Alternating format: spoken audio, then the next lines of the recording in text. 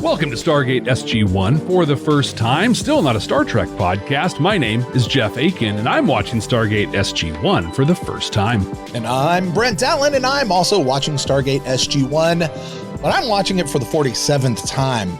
But for the first time, I am looking for what Stargate's trying to teach us. Jeff's watching it just to see what the whole show's about. I'm watching it to see what the show's about. You know, looking for those lessons that hold up a mirror to society. Maybe they give us hope that things can be better in the future, or just plain teach us how to be better human beings to one another. This week, Brent, we're watching Watergate, the 7th episode of the 4th season.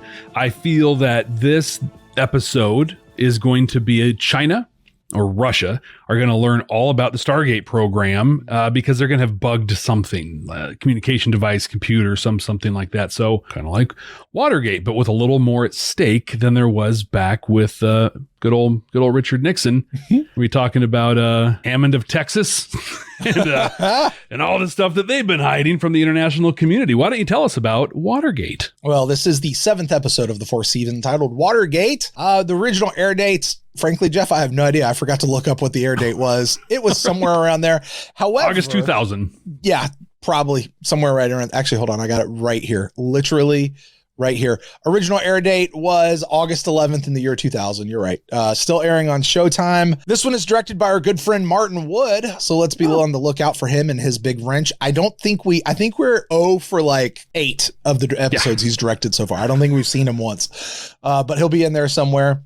This episode is written by Robert C. Cooper, another big name we've definitely talked about a lot before. So this one certainly has the name power behind the creation of it. Jeff, I told you last week, we have a super cool Trek crossover for this one. Now, it feels like it's been a minute since we've had one of those. This one needs no introduction because as soon as you see this person, you're going to immediately call it out and know who it is. This brings our number, though. I was looking at this. This brings our number up to 4. We like to count stuff here at SG1 for the first time. So we've had Armin, we've had Dwight. I'm on a first name basis with all these folks. Of course. We've had Renee, and we'll add a new name to that list today. Well, we also had Jellicoe. Oh, we have. So this might be this is our 5th. This is our 5th. It's 5th. Yeah, that's right. Yeah, I mean, if we got to count Dwight, then we're definitely counting Jellicoe. I can't believe I can't remember the actor's name. I feel bad. It's burning in my head right now. I'm like, I know. Ronnie Cox. There you go. There you go. So in the middle of the episode, you're just going to be like, I know. Minor spoiler for this episode, Jeff, that I really don't mind giving you this one. They do sneak in a 47 reference in this episode, and it is 100% intentional. Nice. So we can be on the lookout for that as well. A little behind the scenes note that has absolutely no bearing on the episode whatsoever, or has anything to do with our discussion here. For anything. It was just a note I found. I was like, okay, that's interesting. It was during the filming of this particular episode that they had a special visitor to the set. None other than a guy named Kurt Russell. Jeff, do you understand Kurt Russell and his connection to the show and why he would be such a special visitor? O'Neill with 1 L. Yes, he did. He played O'Neill with 1 L in the film, swung by to say hi. And I don't know, I guess him and RDA captured a few pictures together or whatever they did. I don't know. Maybe gave him a stamp of approval on the show. I don't know. I'm sure they've been begging for that this whole time. It's like the one piece that's been missing for him or something. Yeah.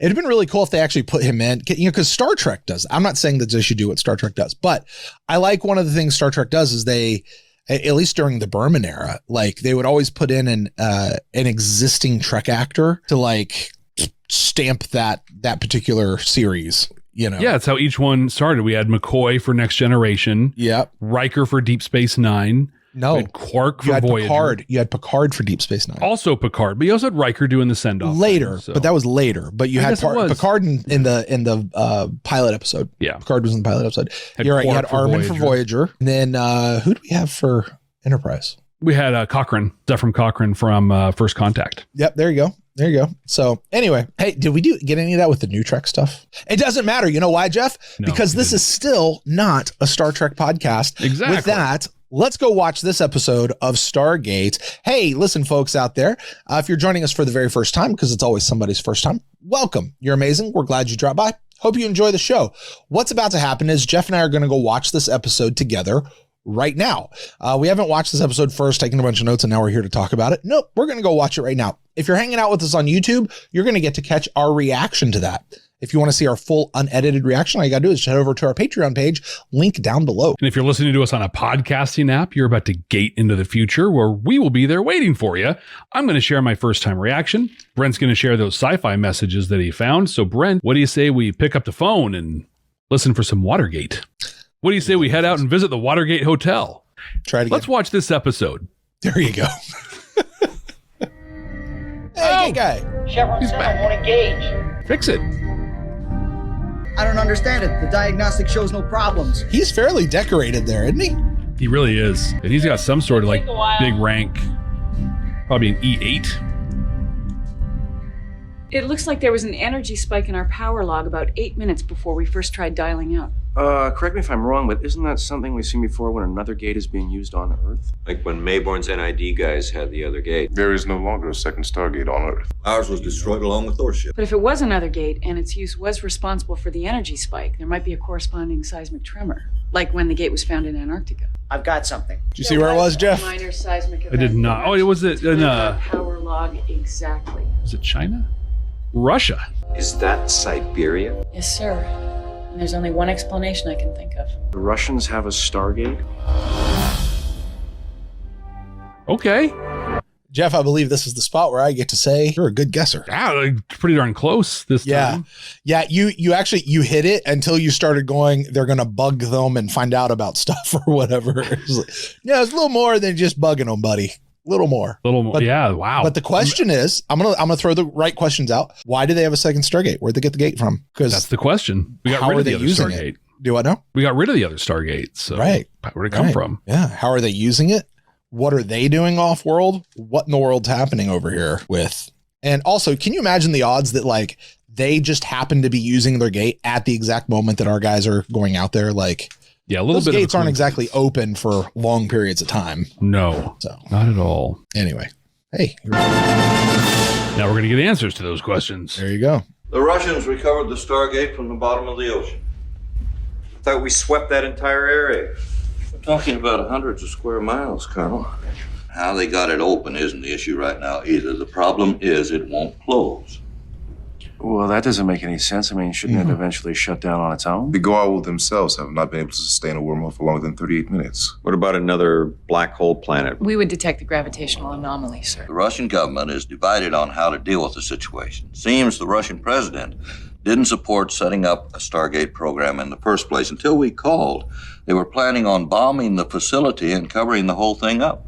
And now? Very Russian. One of the Russian scientists involved in starting the program convinced them to send in a team to assess the situation and determine if it can be resolved in another way. Who's the scientist? Dr. Svetlana Markov. That'll be our Star I know Trek her person. work. She's brilliant. She knows about you too, Major. To that end, she's convinced Moscow to let SG1 be the team that goes to Siberia. General, we'd be walking into an unknown situation to save their rosy butts. We can't use our gate until we get theirs shut down. Yeah, Jack. The potential danger of having an open wormhole between Earth and who knows where. Yeah, just wide Rendezvous open. with Dr. Markov in Russia and proceed to the base from there. First of all, this will be a fun one for Daniel, who speaks Russian. All right, so let's play the game. Who is it? That's she. This is 2000, so it could be any of them. I'm going to give you three. Give me your top three people it could be. All right, so it's one of the women. Okay. Russian, so someone who can do an accent. Okay. And so I'm going to say, I'm going to give you all three in order of my likelihood. Mm-hmm. Nana Visitor, This is Marina Sirtis, Terry Farrell. Nana Visitor. So we got Marina Sirtis. Kira, Yeah. Troi, and Dax, Jadzia Dax. I could see any of them doing the Russian thing. Okay. Let's find out. It's kind of cool how it's not all covered in snow. Like that's the stereotype for Siberia. Yeah. Stargate SG1, demolishing stereotypes. Well, I mean, they've got to be able to grow crops out there somehow. Sorry I'm late. Ah, look at that! Honor, I've read your work. And I yours. Counselor Markov. Frankly, no one can do the accent besides her. Yeah. Like, I'm not knocking Nana.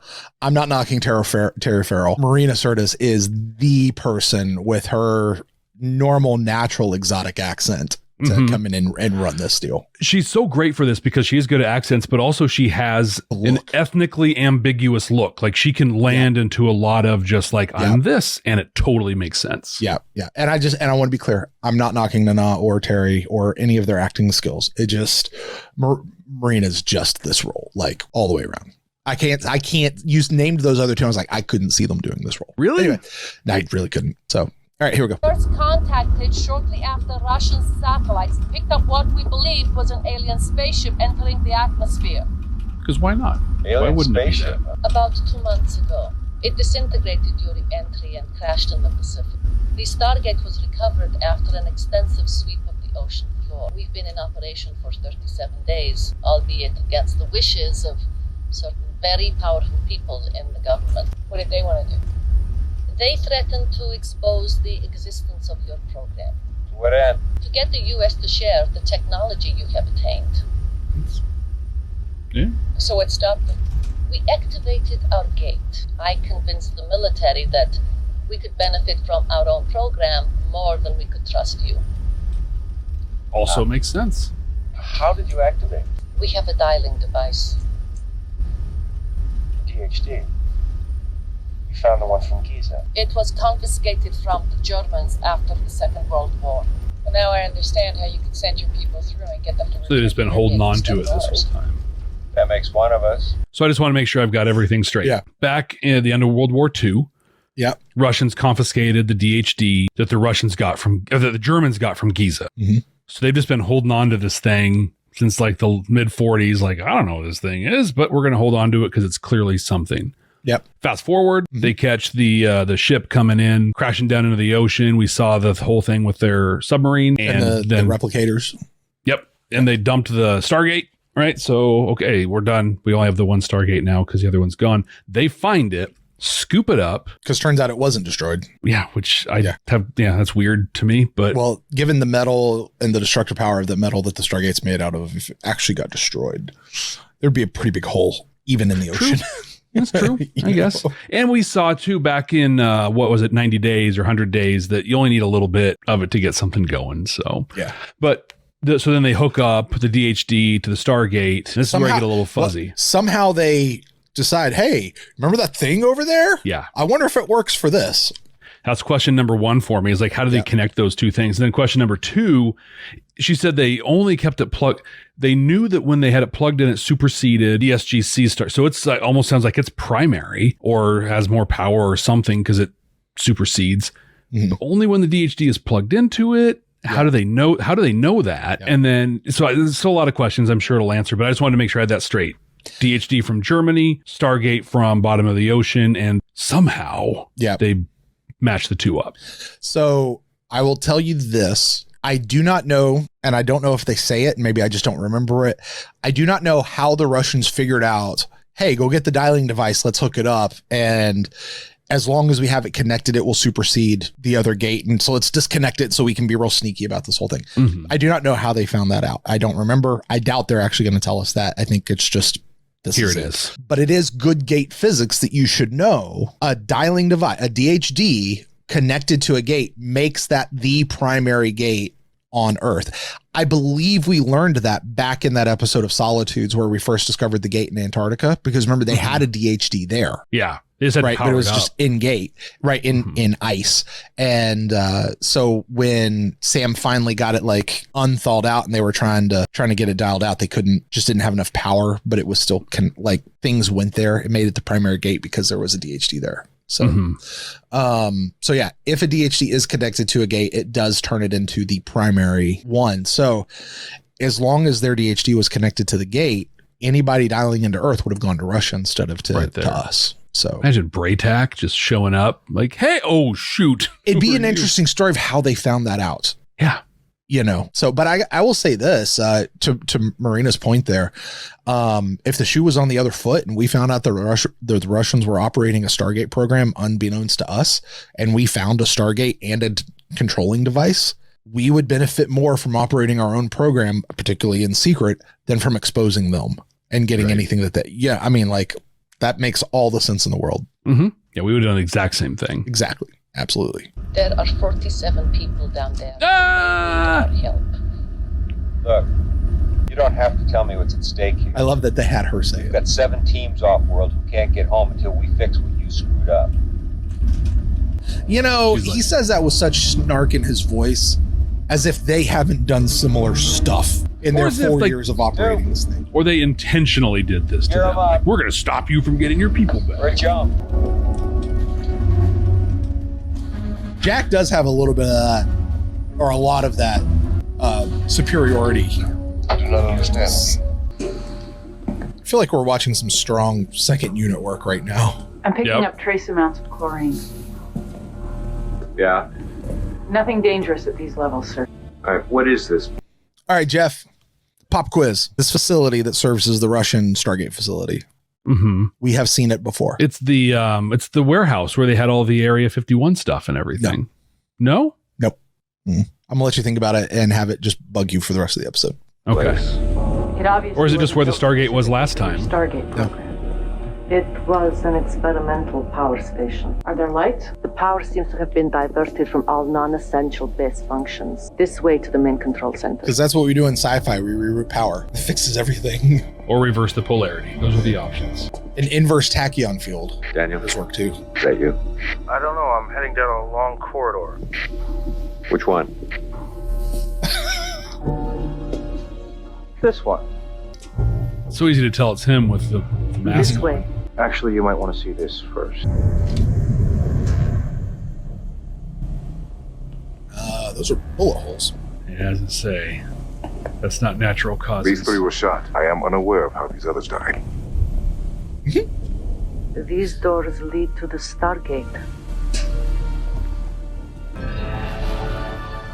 There it is. Wide open. Yep. And everybody's dead. Bullet holes, not staff weapons. That's good news. Who shot him? They're all dead. Well, looks like you don't have 47 people down there anymore. Down to 42. Yep. Classic SG1 darkness. I need this station. It's your favorite way to watch the show. It is. At least they think it is. Sometimes the SGC control panels and stuff very much reminds me of early TOS panels. Or right? Like, oh, buttons and knobs and levers and stuff. I like how they let Teal go first. The air is indeed clean. Well, he's got Junior. He'll filter anything out for him. Oh. Uh-oh. She's such a Somebody great actress. You okay? I know. I knew these men and women, Major. Some of them quite well. The Stargate room is sealed and Substance 35 is released throughout the base. Nerve gas. It's a non-persistent gas. It evaporates after 3 hours. After it According kills to the everybody. computer, the protocol was enacted yesterday. For what reason? The computer log doesn't say. All right, people were shooting each other around here before they got gassed. I want to know why. So they didn't have to die by the gas. This is a list of all If you've ever been personnel gassed assigned before, to the base.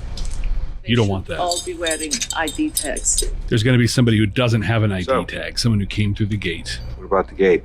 It's an outgoing wormhole, but that doesn't make sense. The EM protocol cuts off the dialing device. The protocol was enacted yesterday. Where has the outgoing wormhole been drawing its power from since then? By the way, she has a We've seen much one draw better power from Russian the source accent of the than destination. Of course, Walter Koenig Black Hole does. incident. Dramatically. Is there anything you don't know? What were they doing? You got to think Carter's dying to work with her. You know what I mean? Like, because she knows everything. If I ask what, and you say it's classified, I'm going to shoot you. The 7th address we successfully dialed led to a Stargate entirely submerged underwater. We sent a reconnaissance drone and found a dialing device. So it was decided that the manned mini-submarine would go next. A sample of the water was retrieved. It seemed to have unbelievable properties. Like what?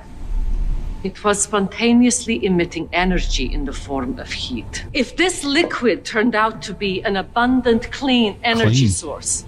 That doesn't seem possible. I was called away to Moscow before I could perform any significant analysis. So now you're saying the water sample is gone? Yes.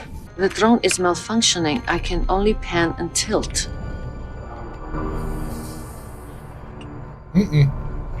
Hello. Heard those men proceed through the Stargate, knowing they will drown on the other side. Maybe they didn't know they were going to. Or the mini sub exploded. Can you shut off the drone's transmitter from here? You think the drone's radio transmitter is what's keeping the gate open? If this not works. Responding to my command. I can't shut it down. How long before its batteries die? The drone is nuclear powered.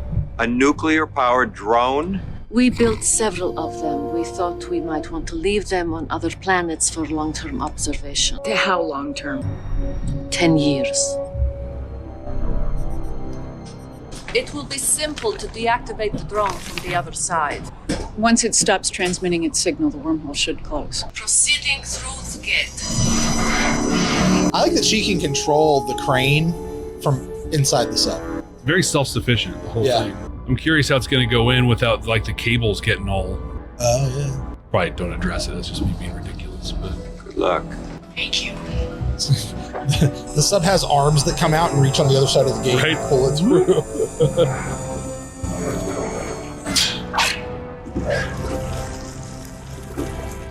It's always a cool effect. Yeah. When it just disappears into nothing there. Pretty simple television thing for sure, but still. Works. Yeah. I hope they have a finger poker on the outside of that thing to dial. Just kind of, yeah. So they can come home. Like maybe just bring it back with you. Hey, there you go. She was right. So simple. So simple. That's one of those, of course Sam would think about that. Well, did you try turning off the thing? It's still on? What? Did you turn it off and on? No, it's just been on. Come on. You and your backwards Stargate program. Come on. Right? I'm glad you were right, Major. Well, it still doesn't explain why your soldiers started shooting the scientists who were experimenting on the water. Or why those men were either forced through the gate or felt compelled to go through on their own, knowing they would die. Well, the existence of the ruins suggests the planet wasn't always completely submerged. Maybe there's some clues down there. What's that smell? The engine burning out. Fire. Extinguisher. Something goes wrong and something on the bridge blows up. That's every time. I wonder if Marina's like, hey guys, I know how this works. Just do this. You gotta right? Gotta shake. She give them shaking lessons. If air becomes a thing, fire consumes oxygen, so do fire extinguishers. So like that was a big thing that just happened. No. You were stuck. We're completely stationary. It's like we're stuck in the mud. Without the mud. Density of water on this planet is way higher in that area. It's high energy water. Yeah. Wonder if this is where the energy drink industry took off from. What's that smell? Got his blue neck. Holy frozen bad guys. Hey, I know that guy. You do? Oh, you didn't recognize him? Mm-mm. Okay. This may be my foreknowledge, having seen the episode several times. Okay. Activating one. What do you want? Of course, I know exactly who that is. I don't understand why this happened. The outside pressure is increasing. What? The gauge must be malfunctioning. Yeah, that makes sense. Our depth is constant, and pressure should be relative to depth. And if it keeps increasing? The sub will implode. Tin can. I don't know how the Russians acquired the information. How? I like how they got him under a heat lamp. Solid. We came through the Stargate just as we did this time. We took the sub straight to the dialing device and redialed Earth. The gate opened, and we headed through. That's it. So simple. We collected the water sample just before heading back through the event horizon. No trouble. We had to push the engines a little harder to get through the gate, but I suspected it was... I've never realized this before, Jeff. We may have to retitle this particular episode Stargate for the First Time, maybe actually a Star Trek podcast.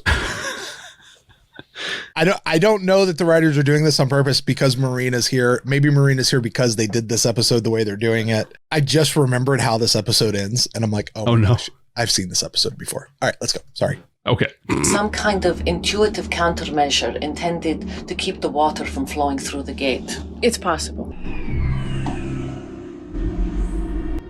Stalling out. Mayborn. Oh! Now we know where they were getting their information. Okay. His heart is beating. Makes albeit sense. slowly. He did not look like Mayborn. He's getting warmer. Yeah. But when he was just sitting there like this in the freezer, didn't look like him at all. Mayborn. You hear me? He's like, please don't hear me. Oh, dang it. We're not going anywhere, are we? It's like the water's just tightening up around it. I wonder if it's mad that they stole its water. What are you doing? Took a piece of it. Pushing the engines harder will only burn them out again. Wait, say that one more time. Next time I may not be. I wonder if it's like mad that they took its water. Like it took a piece, like the water's actually like a living thing or whatever, and it took a piece of it. And it's like, no, I want me back. That would be very Star Trek. Very Star Trek. Very Star Trek. And if we stay here, we'll run out of air.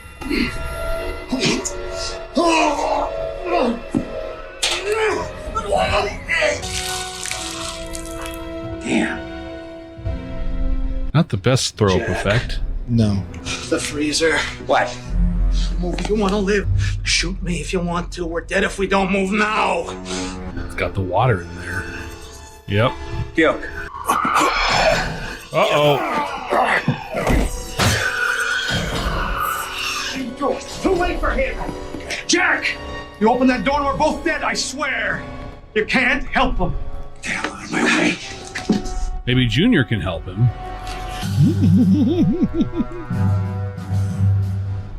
What the hell's going on here? You said it's like we're being held here. Like something is squeezing the sub. Christopher Judge as There's zombie. only water out there. What if it's not water? That works. How did you know it was giving off energy? The container maintained a temperature it was 7 hot? degrees above room temperature. Colonel Sokolov was under a lot of pressure to prove that the money being spent was going to be worth it. So we don't know that's actually water out there. If we can just find a way to communicate with it, it'll let us go home. We got to return its missing body piece. Yeah. Yeah. Just have Teal'c throw up in there and you're good. Water. Into the gate. Turn the gate back on. When they exposed it to the air, started chemical analysis. It just evaporated. We inhaled it. Didn't give us a choice. Who's us? Scientists in the lab. I knew what was going on, but I couldn't control myself. They wanted to go back through the Stargate. Who's they? Life forms. In the water. The sea monkeys? Countless numbers of microscopic organisms, intelligent life forms. Are you trying to tell me this water thinks? We were killing them. They forced us to try and take them back through the gate. The soldiers tried to stop us. They were shooting. If an infected man was killed, the fluid came out of him and more were infected. It was chaos. How do we get it out? Come on, Mayborn, it came out of you. They needed to go back. You wouldn't let me go. I guess they thought Teal'c could get them home.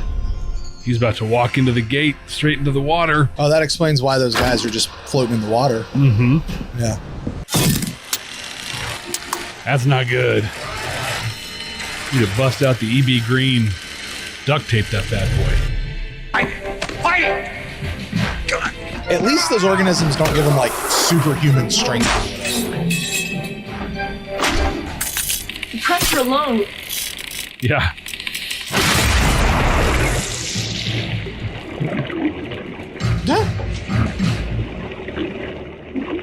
Like the abyss and just kind of come out as a person. You are trespassing on our land. Daniel? This is a we come in peace moment. What are you doing? What's he doing? I feel like you need to get consent before you do that, Doctor. I don't understand. What? He's gonna grab his arm and jank him in there. Yeah, there it goes. Yep. I didn't even remember that happened. I've just seen this episode of Star Trek before. Look on his face. It's like, there's home. I just got to get through there. He doesn't want to hurt anybody.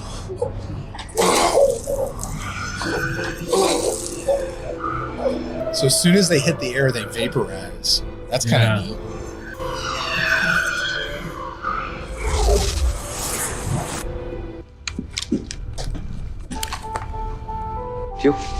They had no wish to kill me, O'Neill. They only wanted to travel home. That's good. Okay, I think we should duck. They don't have their Stargate up on a big ramp. Exactly. Literal hit the deck. Like, it threw them through the gate. Keeping the sub, you're out of here. Didn't you guys leave here in a submarine? We, Last thing I remember, we were being pulled into the... not really sure what happened, sir. Here's a thought. We just exchanged hostages. Oh. It's just a thought. Jack figured it out. He wasn't even over there and he figured it out. All right, Jeff, we have just watched Watergate, you for the first time, me for the 47th time. I will say, personally, this is not an episode I tend to revisit very often. It's not one that I tend to like a lot. I think watching this with you has made my appreciation for this episode skyrocket. Wow. I'll talk about that a little bit later, but this is not about Brent's first viewing. It's about Jeff's first viewing. Jeff, take us through it, your first viewing of the episode Watergate. I'm very biased on this one because I nailed pretty darn close my prediction. Yeah, you and did. Partway through the episode, I nailed what the episode was about. Yeah, you did. And that's not a negative on this at all. It's I don't know, Watergate can only now it's interesting because by Watergate they meant a very different thing. They meant a literal water gate, right? Yeah. Like go to the gate into the water. But it was still similar, right? Because basically they picked up some information and went and snagged some stuff. And I don't know. This is what I liked about this episode. I liked this episode because it was really 2 episodes. The first episode was kind of boring, but was also important. It was full of gate physics. Like we learned and reaffirmed a lot of things. We reaffirmed the 38 minutes for being open. We learned about radio signals can go back and forth, even though like matter can only go one way. And that back and forth signal holds the gate open. We learned about having a DHD plugged in. We either learned about or reaffirmed having the DHD plugged in kind of makes the gate the primary on there. So good info, this is important stuff about the gate. So that's cool, but it was kind of boring going through that, but it was kind of boring. It just kind of was going through the paces. Here's some stuff. Honestly, if Marina Sirtis wasn't the guest star in this, I probably would have lost interest 20 some odd minutes in. I would have been like, okay, whatever. Here we go. Then stuff picked up and we got the second episode, which was lifted directly from Berman era Star Trek, even original series Star Trek. What is this mysterious life form that we've never encountered before? And is it really life or is it a threat or what is it? Brent, we ended up in just this big, huge mass of sea monkeys. Just a huge thing of sea monkeys that were intelligent and just wanted to go home. Yeah, just wanted to go home. We saw Mayborn show up, right? And Mayborn's been feeding information to the Russians. We know he's got his own agenda. He's not loyal to any flag. And I mean, he went rogue-ish and now he's dealing with Russians. So guy's a bad dude. And Jack had another chance to kill him and probably would have been good. 2 thoughts on this one that really stand out. One was a question. I wonder if the submarine and just the doing stuff underwater in this one was an early seed for Stargate Atlantis. We'll probably never know, but it's like, hey, we did this once before, way back. We can do it now with the better technology we have. You said a thing while we were watching the episode, and that got me thinking about Star Trek. Even though this is not a Star Trek podcast, except for this episode. But you said that Marina does a better Russian accent than Walter Koenig did. Yeah. 100%. I feel like, I'm not Russian at all, but I feel like if I was, I'd be a little offended by Chekhov. Like it's kind of a... Here's the thing. I think you would probably be offended now. And you know what? That's fair. I'm not Russian. I don't know. My guess is, and if anyone out there, if you're Russian and you're from the 60s and 70s, perhaps even the 80s, that's the caveat. I wonder if they would have been offended by a really bad accent or if they would have been glad to have some representation. Yeah, that's me. You know what it's I mean? Not a great me, but it's a me. Yeah. Whereas Marina, I would believe that she is Russian after watching this with a really great English accent. Like she speaks English really well, but I learned it when she was 6. It was so easy. Yeah. We during the episode, we talked about that, how just Marina Sirtis as an actor, as a person, has that, I called it ethnic ambiguity, where she can drop into different, she has great mastery of so many accents, and she just has a visual that blends in. She sounded and looked, to my eyes, as just, I completely bought her as being Russian, and that's a gift that she has. But on top of that, I started thinking about the characters of Chekhov and Counselor Troi and how they got nothing to do. Chekhov was in 2 seasons and then the movies, and was just kind of on the side and said a couple things. It didn't have a lot of meat to anything he did. Counselor Troi was in all 7 seasons of Next Generation and the films, and in Voyager and in Picard.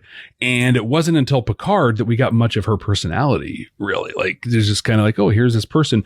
It struck me how Babylon 5 gave Walter Koenig his science fiction platform. From here, I'm Bester, and this is who I am. I get to actually act. I'm doing things. This is great. Stargate, in one single episode, gave Marina Sirtis more in her character, Dr. Markov, than Counselor Troi got in most of those 7 seasons of Star Trek. It just strikes me how, yes, Star Trek is an ensemble show. It's one of the things that makes it great. There's a lot of characters, a lot in it, but there's definitely real varying depths in the character development. Whereas in Stargate, also an ensemble show, but they even have time to like connect us with their guest stars. Yeah. We've had so many that, you know, we have connections to. You know, I think about, shoot, it's been 3 seasons since we saw Quark as one of the Nox, right? And he was great. And then the Lady Nox, we've seen a couple times. Like, I forget her name, but like I see her and I'm like, oh, sweet, there she is. Naya, yeah. It's just, it's a gift in the writing. I'm talking about the gift of Marina Sirtis is just, you know, how she shows up, but then the gift of the skill in the writing in Stargate is really apparent in the way they can connect us to even a character we'll probably never see again. We have a tracking board. If I can add to what you're saying there, something that really stood out to me really in this episode more than I think any other time I've seen it, at least in this viewing. I mean, they brought Marina Sirtis in as a Russian. She's playing a Russian. The Russians have a gate. Now take this back. This is the year 2000. So we're about a decade or so removed from the Soviet Union falling, maybe a little less at this point. A little less, but 91. Yeah. I think. So, you know, they're friends, but tentative friends, I think probably at best. But when we went in, you could feel the tension certainly there, but she wasn't cast as a bad guy. Yeah. You know what I mean? She wasn't cast as the opposition, even though Jack tried to make her the opposition at least one specific point I can think of. But she wasn't. She was there as a full partner, but also still very Russian. She wasn't the defector and saying that country's bad or whatever. Like, she's there for her country. She is Russian. She's here, but she's not the bad guy at the same time. And I thought that was rather remarkable I mean, very similar to what happened when TOS put Chekhov on screen. It's very similar to what happened, because I called this out when we were watching it with Babylon 5 when Ivanova came in. Exactly. That's where I was going. She is Stargate's Ivanova. She's just there. Like, she's just there, and it's positive, and there's no qualms with what it is. And, you know, this may be reaching over into my section about the messages, but I mean, when you can just have people working together without having to say, oh, that's bad and this is good, but we're just here working together. Like, that's really phenomenal, you know? It is. Let's just keep riding that, Brent. Tell us about the sci-fi messages you found. Yeah, because all of our tracking board stuff doesn't matter for this episode. Yeah, we didn't have any. So, yeah, I mean, Jeff, I said this in the middle of the episode and I kind of hinted at it, and I had forgotten where this episode went, like what the shtick was. And as soon as it hit me, and I knew, like, once the thing started crushing, I was like, oh yeah, that's a life form. And they've got some of it over there, and it's just trying to get home. That's all it's trying to. And I said to you in the middle of the recording, for those that are listening on the audio side, they didn't watch this part. I stopped and I said, this is the most Star Trek episode ever that we've had in Stargate. How many Star Trek episodes go through this idea of, hey, there's a thing out there that we don't know as a life form, a gas cloud, a crystalline entity, a robot, a Name it. The lava stuff in Voyager when they went to that planet, the Demon class planet. Planet. Yeah. How many and something happens where it gets taken home or it gets, gas gets caught and all it's trying to do is get out and get home. It just wants to get back. It's not maleficent. Malevolent. That's it. In my head, I had Maleficent, the Disney character. It's not malevolent. It's not trying to hurt us, but it is forceful and it's trying to get out of here. That's all this was. And what's the Star Trek message we get every single time when you see that episode of Star Trek? All life matters. All life matters. We have to identify what life is. And you realize you're not actually fighting each other. Start working with each other and get through it. And you know what, Jeff? That was the same message that was in this episode. I don't know if they got Marina Sirtis to come play in the Star Trek episode on purpose.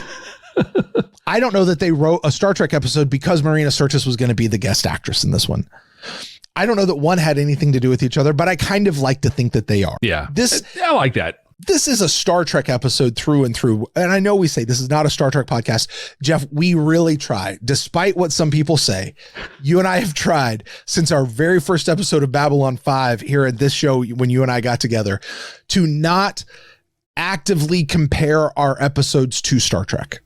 Correct. We tried. We do the analysis piece, but the comparisons, we try to make them ubiquitous to all sci-fi out there. But this one is literally a Star Trek episode, and not just one Star Trek episode, but many across all of the series. Multiple of the series. Absolutely.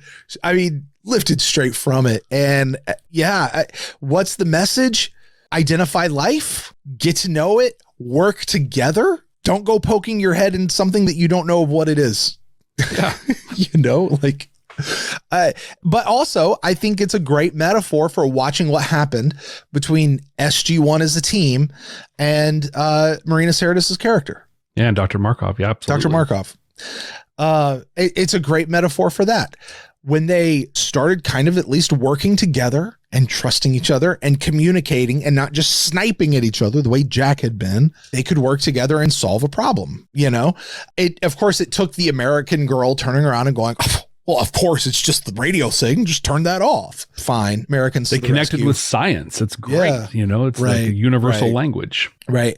I think if I could rewrite the episode with a little bit more of today's awareness, what I would rather see is Sam and Dr. Markov talking it out together and coming to the solution together.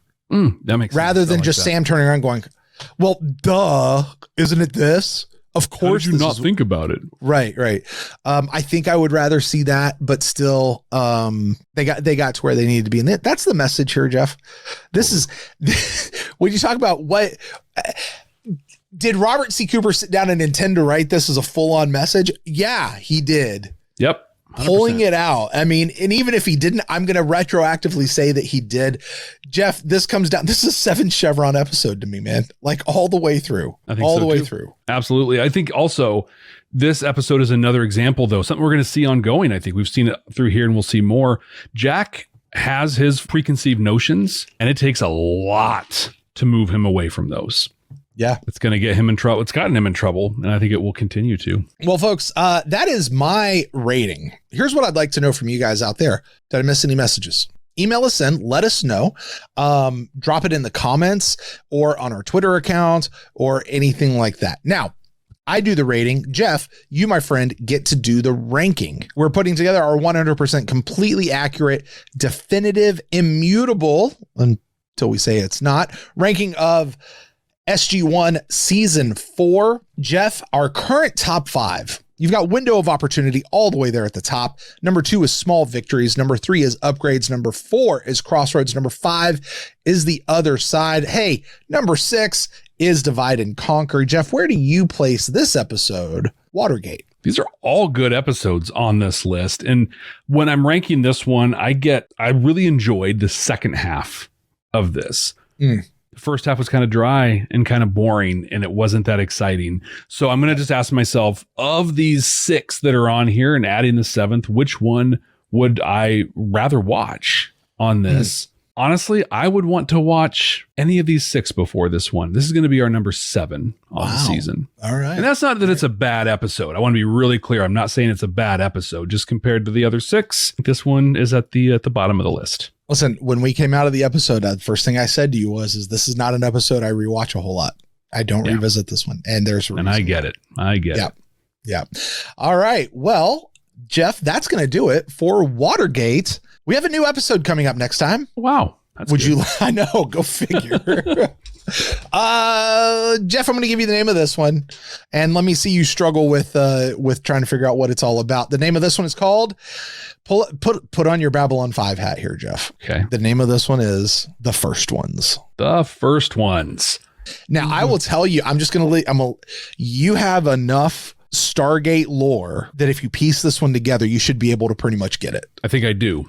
I think it's going to be one of 2 things. Okay. Because there's really 2 branches that we can go down, or 2, levels for First Ones. There's like the way back, the big macro of the First Ones, which would be, from what I understand, the ancients, right? The building of the Stargates, all that kind of stuff that happened back in the day. So either it's going to be that some level, we're going to get fifth race-ish, kind of stuff here, diving and touching with the ancients in some way, telling that story. Or the other piece is doing more of a microcosm into the Goa'uld. And their first ones were James Earl Jones. The Unas. The Unas. That's literally right. So Unas one. the first one, the Uno Unas. So either we're going to dive into the first one, or the ancient ones, or we're going to get something with the Unas and dive into the Goa'uld. Can I pick 2, or do I need to pick one of those? Here's the thing, Jeff. One of those 2 is exactly correct. You will have to wait till next week to find out which one. That's fair. You are spot on with one of them. Oh man. Okay. Yeah. If you want to go ahead and press play on the next episode, we could do that right now. We could, absolutely. Although I think we both have people around us that would not be okay with it. Probably not. So it may have to wait for next time. Hey guys, we will see exactly which one it is. Well, Jeff will. I know. You guys out there probably know as well. Jeff will find out right here next time on Stargate SG1 for the first time. Still not a Star Trek podcast. Thanks so much for joining us. You guys are amazing. We love it that you guys get to come and hang out with us. Or we love it that we get to hang out with you guys through this show. Yeah. Hey, listen, don't forget to subscribe wherever you get this show, whether it's on YouTube or a podcasting app or Spotify or Audible, or I don't know, wherever you get this show. Maybe you're buying the DVD of it later, because we're going to sell DVDs of this, because DVD is still a medium. Yeah, for some reason. Leave us a rating and review wherever you get your shows. And please, the best thing you can do to help this show grow is to share this podcast with somebody that you know who loves Stargate SG1 or needs to get into it for the very first time, just like my buddy Jeff on that side over there. So until next time, my name's Brent. That's Jeff. We're going to get out Brent. of here. Yes, Jeff. What's up, bud? We're not even close to where we're going. We're going to have to jump. Jump? Yeah, what? You've never done this before? Oh, for crying out loud.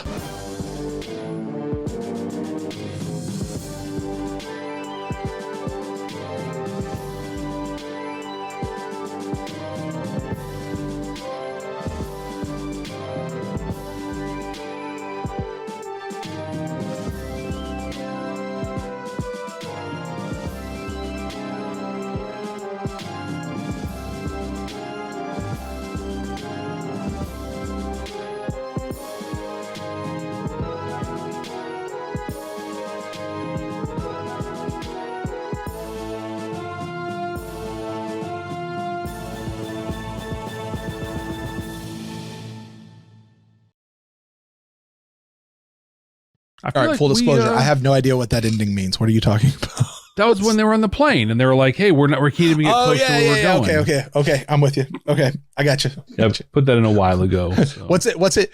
Rip, roll, punch it. That's fun. All right. I feel like we should Jeff, go. We have a lot going on around us. I was going to say, you mentioned there are people around that would not be okay with us pressing record on the next episode just yet. So Club 65, thank you guys so much for hanging out with us. Sorry, we're going to shortchange you a little bit this week. We should make it up next week, because I believe we're going to have some things to talk about coming out of next week's episode that will extend beyond the show proper itself. So we'll talk to you guys then. Bye, guys. See you.